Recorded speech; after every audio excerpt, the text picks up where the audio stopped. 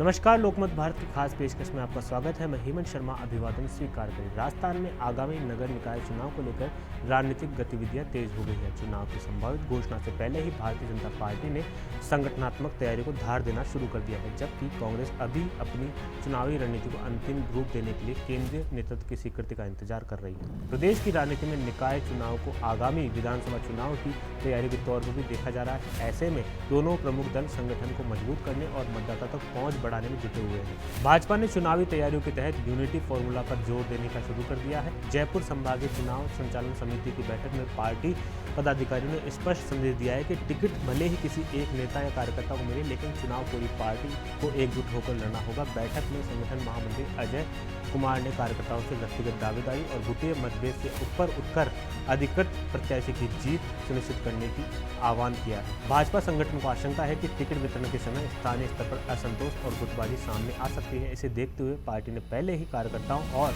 नेताओं को अनुशासन का संदेश देना शुरू कर दिया है। प्रदेश महामंत्री श्रवण सिंह बगड़ी ने भी कार्यकर्ताओं को चुनावी तैयारियों में सक्रिय भूमिका निभाने की अपील की है।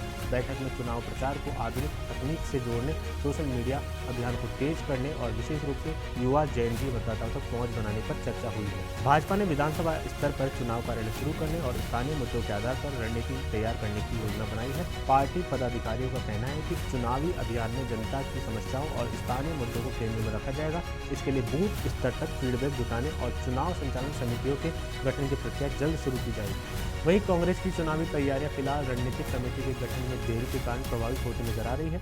प्रदेश कांग्रेस ने कमेटी के अध्यक्ष और सदस्यों के नाम केंद्रीय नेतृत्व को भेज दिए हैं, लेकिन अभी तक दिल्ली से अंतिम मंजूरी नहीं मिली है। यह कमेटी न केवल आगामी पंचायत और निकाय चुनाव के लिए रणनीति बनाएगी, बल्कि 2028 के विधानसभा चुनाव तक संगठन की दिशा तय करने में महत्वपूर्ण भूमिका भी निभाएगी। जानकारी के अनुसार इस रणनीतिक कमेटी की जिम्मेदारी पूर्व विधानसभा अध्यक्ष सीपी जोशी को दी जा सकती है। हालांकि अंतिम निर्णय केंद्रीय नेतृत्व की स्वीकृति के बाद ही होगा। कमेटी के गठन में देरी के कारण कांग्रेस की प्रदेश में चुनावी रणनीति अभी तक पूरी तरह जमीन पर नहीं उतरी है। कांग्रेस के वरिष्ठ नेताओं ने फिलहाल अपने अपने प्रभाव वाले क्षेत्रों में सक्रियता बढ़ा दी है। प्रदेश कांग्रेस अध्यक्ष गोविंद सिंह डोटासरा सीकर लक्ष्मणगंज क्षेत्र में संगठनात्मक गतिविधियों में जुटे हैं। वहीं पूर्व मुख्यमंत्री अशोक गहलोत जोधपुर, नेता प्रतिपक्ष टीकाराम जूली अलवर और सचिन पायलट टोंक में कार्यकर्ताओं के साथ संपर्क बढ़ा रहे हैं। पार्टी स्थानीय स्तर पर संगठन को मजबूत करने की कोशिश कर रही है। इन दोनों प्रमुख दलों के बीच आम आदमी पार्टी भी निकाय चुनाव में अपनी मौजूदगी दर्ज कराने की तैयारी में है। अब राजस्थान के प्रदेश कार्यकारी अध्यक्ष कीर्ति पाठक ने कहा है कि पार्टी भ्रष्टाचार मुक्त नगर निकाय व्यवस्था के मुद्दे के साथ जनता के बीच जाएगी।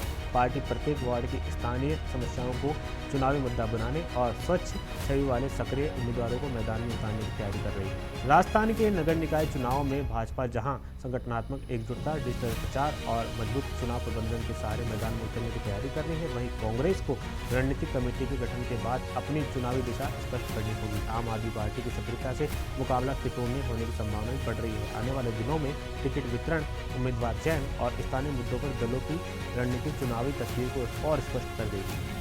ऐसी ताज़ा अपडेट के लिए आप देखते रहिए लोकमत भारत। नमस्कार।